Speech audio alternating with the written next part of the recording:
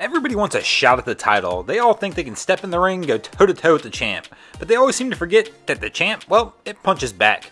Welcome back, guys. It is this week's episode of Boats vs. Haulover.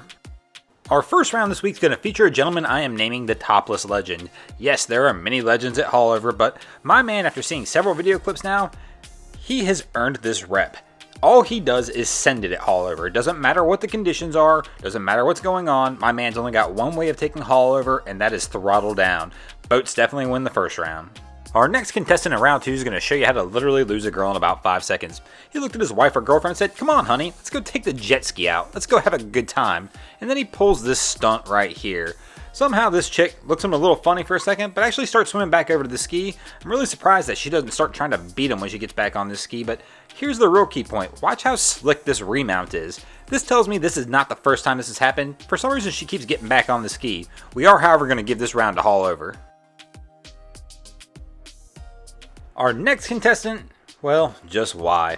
I have no clue why people continue to do this. I'm going to have to start a foundation or an organization just to save the boating kids out there in the world. Why in the world would you put 2 small children on the bow of this boat with no life jackets on, coming into Haulover Inlet hauling tail like this? Don't get me wrong, I understand it's a calm day, but come on, my man. One little small slip by a small child like that, and that kid is done.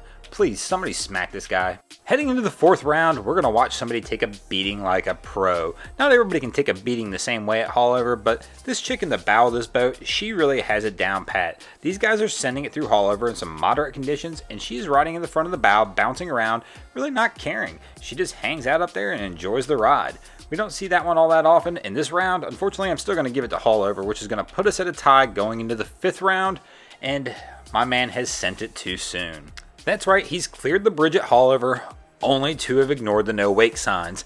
And the Miami-Dade Armada, as you can tell from this image, is in quick chase behind him.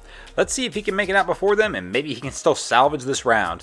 He does have pretty flawless conditions, so he's able to get this boat up on plane and keep going, but that police boat's in chase, and we kind of all know what's about to happen here. I'm still not really sure how we should rate this round. It's almost like a draw because he did make it out of the inlet pretty safely and pretty flawlessly, but being pulled over and caught by the no wake zone makes it a real tough one to decide who's going to win this round. I'll tell you guys what, let me know in the comments below who you think should win this round. Maybe we'll let you guys decide the winner of this week's episode, but if I've got to pick one right now, of course I'm going to give it to Haulover because that no wake zone really put a damper on his day.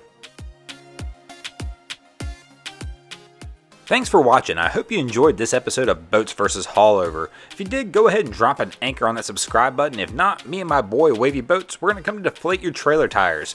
If you haven't checked our other channels out, go check out Wavy Boats. He's our filmographer who does all this wonderful footage of Haulover Inlet. You can also go check my channel out over at Broncos Guru. Thanks, hope you enjoyed it.